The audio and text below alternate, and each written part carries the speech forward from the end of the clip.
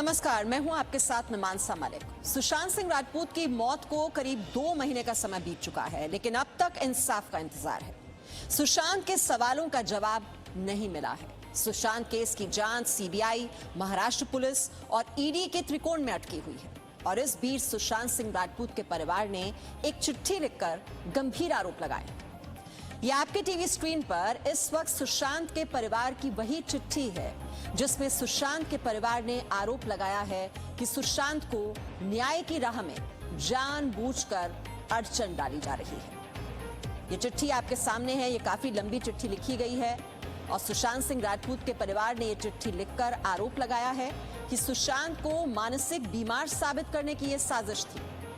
सुशांत के परिवार ने आरोप लगाया है कि हमारे चरित्र हनन की कोशिश की जा रही है। सुशांत को न्याय देने के बदले हम पर चौतरफा हमले किए जा रहे हैं। तो पहले सुशांत को मारा और अब उसका चरित्र हनन करने की कोशिश की जा रही है। तो ये इस वक्त आप वो चिट्ठी देख रहे हैं और इसमें सुशांत के परिवार का जो दर्द है वो झलक रहा है इस चिट्ठी के माध्यम से कि किस तरह से पहले जो चिट्ठी का जो पहला हिस्सा है, अगर उसके बारे में मैं बताऊं तो उसमें जो परिवार का संघर्ष रहा है, एक हंसता खेलता परिवार था, कैसे सपने देखे थे इस परिवार ने और मुश्किलों को झेलते हुए उन सपनों को साकार करने की कोशिश की जा रही थी परिवार की ओर से, उसका जिक्र है।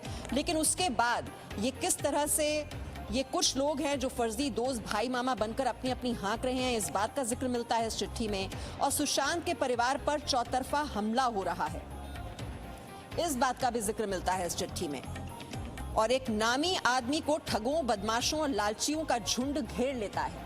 अब देखिए, ये जो चिट्ठी लिखी गई है इसमें जो लगातार आरोप लगाए जा रहे हैं परिवार पर और जिस तरह से सुशांत सिंह राजपूत को मानसिक बीमार बताने की एक कोशिश की जा रही थी, जो एक ये डिप्रेशन थ्योरी है जो पहले दिन से ही फ्लोट कर दी गई थी जैसे ही सुशांत की मौत हुई थी, उसको लेकर सवाल खड़े किए गए हैं इस चिट्ठी में कि मानसिक बीमार बता दिया गया, पागल बता दिया गया और उसके बाद अब परिवार के चरित्र हनन की कोशिश की जा रही है कि पहले सुशांत को मारा और अब उसका चरित्र हनन करने की कोशिश। और इस वक्त इस चिट्ठी में क्या क्या बातें लिखी गई हैं, इसी को समझने के लिए हमारे सहयोगी अंकुर इस वक्त हमारे साथ जुड़ गए हैं।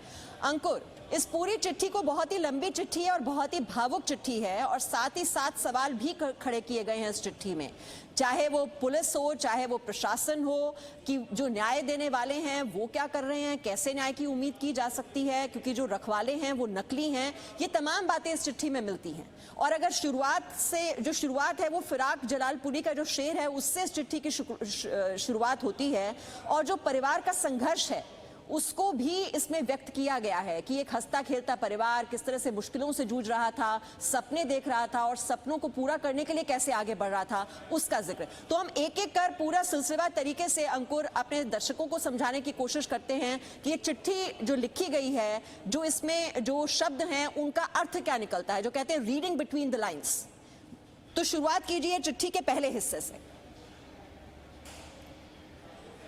मैं चिट्ठी की शुरुआत करूं उससे ज़्यादा बेहतर रहेगा कि हम कॉन्टेक्स्ट समझाने की कोशिश करें कि ज़रूरत क्या आ गई। जो परिवार पिछले 2 महीनों से चुप है, अब अचानक से उनको इस तरह का लेटर लिखने की ज़रूरत क्यों आती है।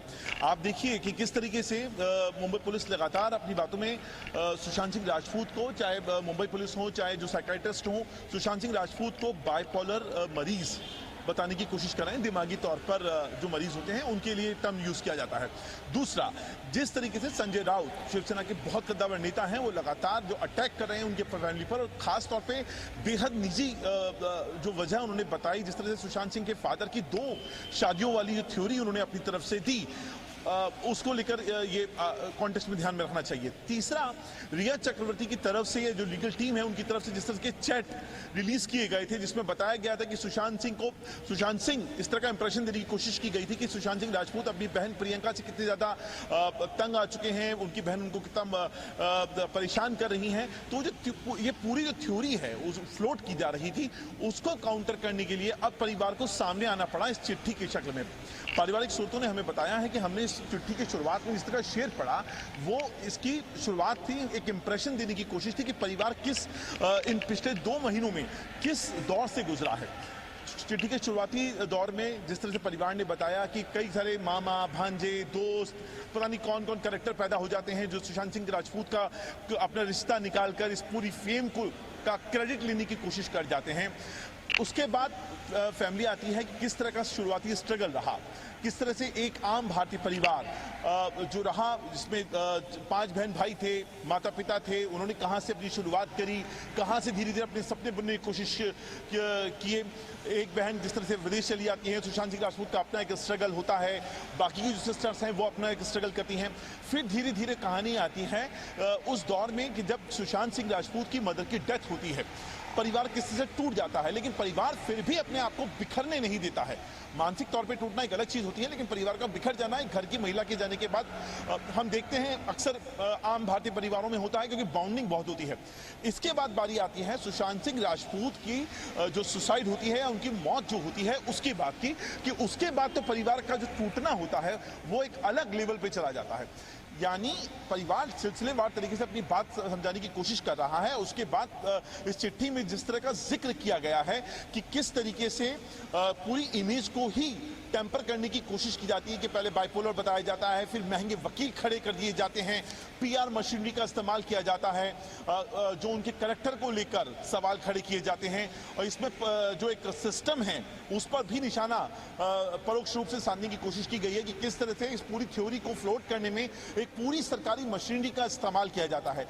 तो परिवार बेसिकली अपनी जो दिशा और दशा यहाँ पर दिखाने की कोशिश कर रहा है। 2 महीने के बाद एक परिवार का सामने आना और अपनी स्थिति को एक चिट्ठी के जरिए जाहिर करना, आप समझ सकती हैं एक मजबूरी नहीं होगी एक परिवार की कि उनको अब सामने आना पड़ रहा है।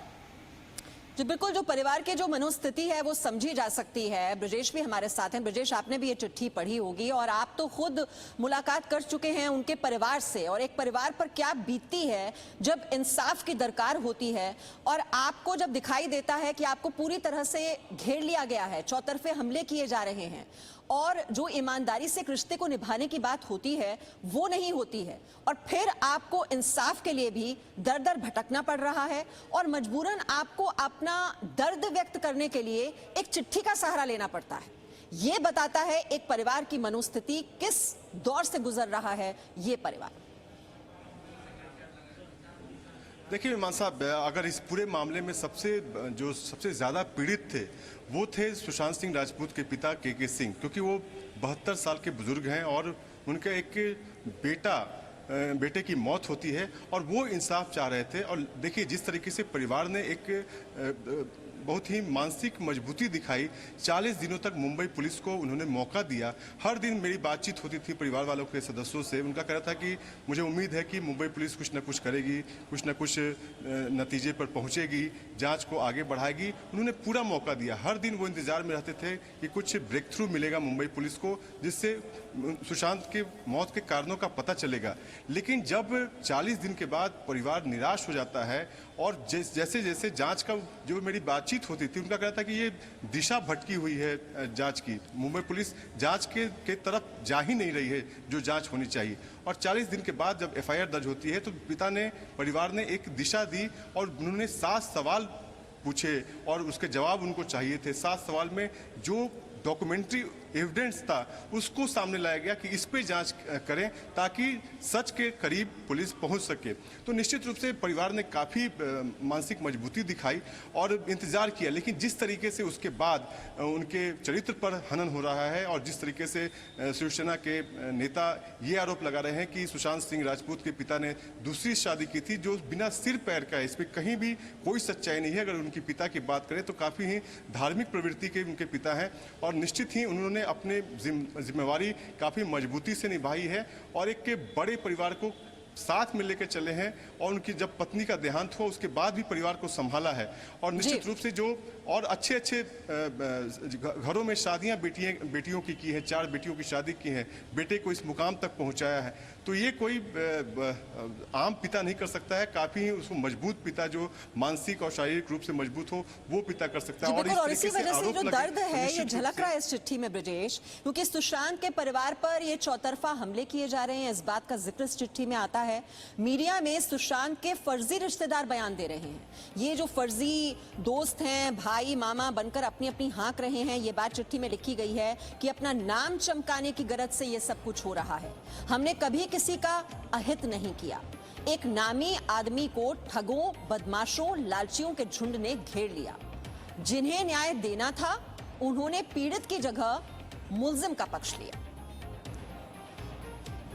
तो ये क्या कहने की कोशिश हो रही है अंकुर? ये ठग, बदमाश, लालची, इसमें जनरल डायर शब्द का इस्तेमाल भी किया गया है और अंग्रेजों का वारिस आ गया। ये शब्द दिखा रहे हैं कि कितने व्यथित हैं इस वक्त सुशांत सिंह राजपूत के परिवार वाले, खासतौर पर उनके पिता। देखिए, दो तीन तरह का जो कल्चर है उसके बारे में उन्होंने बात करी है परिवार ने। पहला जो है कल्चर है कि परिवार ने खुद ने कभी आगे होकर इस पिछले 2 महीनों में कभी भी बिलो द बेल्ट, यानी नियत जो सीमा होती है उससे नीचे जाके कभी भी इस पूरे मामले पे ना तो कोई स्टेटमेंट दिया है ना कोई बयानबाजी करी है। तो यानी कई सारे जो यूट्यूबर या सोशल मीडिया पे लोग जाकर जो इस तरह के बयान दूसरे पक्ष के ऊपर लगा रहे हैं, परिवार साफ तौर पर कहना चाहता है कि हमारी तरफ से इस तरह का कभी भी below the belt statement record नहीं दिया गया। दूसरा, परिवार अपनी तरफ से समझाने की कोशिश कर रहा है कि किस तरीके के जो बॉलीवुड का कल्चर होता है, जिसमें आप अंग्रेजी अगर बोलते हैं, आप इंग्लिश स्पीकर हैं, तो आपका एक अलग कैटेगरी होता है। अगर आप छोटे शहरों से आएंगे तो आपको किस तरीके का एक नेपोटिज्म का शिकार होना पड़ेगा। आपको लोगों को देखने का नजरिया जो होगा वो कितना हद तक बदल जाएगा और वो आपके आसपास ऐसा माहौल तैयार कर देंगे कि आप एक डिप्रेशन में चले जाएं। तो परिवार सीधे तौर पर यहाँ पर उस कल्चर के बारे में बात कर रहा है कि हमने अपने बेटे को एक ऐसे कल्चर में दे दिया जो अंग्रेजी बोलने वाले लोगों का था, इंग्लिश बोलने वाले लोगों का था, और वो लोग दूसरे छोटे शहरों से आने वाले जो बच्चे होते हैं, जिनके सपने बड़े होते हैं, उनको किस तरह से हीन भावना से देखते हैं। यही एक बात है जिसके तरफ परिवार अपनी तरफ से इशारा कर रहा है। जी, और ब्रिजेश इसमें आगे ये भी लिखते हैं वो कि मृत शरीर की फोटो प्रदर्शनी लगा देते हैं हत्यारों को ढूंढने की बजाय, और फैशन परेड में जुट गए अंग्रेज के वारिस। ये भी दिखाता है कि कितने आहत हैं सुशांत सिंह राजपूत के परिवार वाले। देखिए, अगर मीमांसा उनके परिवार वालों से आप मिलेंगे, या हमने तो मिले हैं उन लोगों के परिवार वालों से, काफ़ी ही डाउन टू अर्थ, ज़मीन से जुड़े हुए लोग हैं और कोई उनको दिखावा नहीं है उनके परिवार में। सब लोग अपने में खुश हैं, सब अपने जगह पर सेटल हैं और कोई ज़्यादा उनकी महत्वाकांक्षा भी नहीं है। और एक छोटे शहर का लड़का और इतने रुपहले स्क्रीन तक पहुंचता है, और वो भी स्ट्रगल करके पहुंचता है और अपनी मुकाम बनाता है और कई सुपरहिट फिल्में देता है। तो निश्चित रूप से जो एक परिवारवाद है बॉलीवुड में, या फिर जिनकी तूती बोलती है, उनको दुख होता है, उनको जलन होती है। तो ये जब सारी चीज़ें हैं, और जिस तरीके से जब एक मौत की तस्वीर, जब बिस्तर पर लेटे हुए सुशांत सिंह राजपूत की तस्वीर वायरल हुई, तो सब सकते में थे कि आखिर ये कौन वायरल कर रहा है। और ये जांच का विषय परिवार वालों ने यहाँ तक मांग की है कि आखिर वो कौन सा शख्स था जिसने ये तस्वीर ली और उसको सोशल मीडिया पे वायरल किया। उसकी भी जांच होनी चाहिए, उसकी भी कहीं ना कहीं संलिप्तता इस पूरे मामले में हो सकती है। ये जिंदगी का एक दुखद पहलू है कि देखिए, एक परिवार जो है, अब 50 दिन से ज्यादा का वक्त हो चुका है, 2 महीने होने को हैं, और अभी भी जो सवाल फिजा में तैर रहे हैं, मौत किस वजह से हुई, कौन इसके पीछे है, उसका इंतजार अभी भी कर रहे हैं।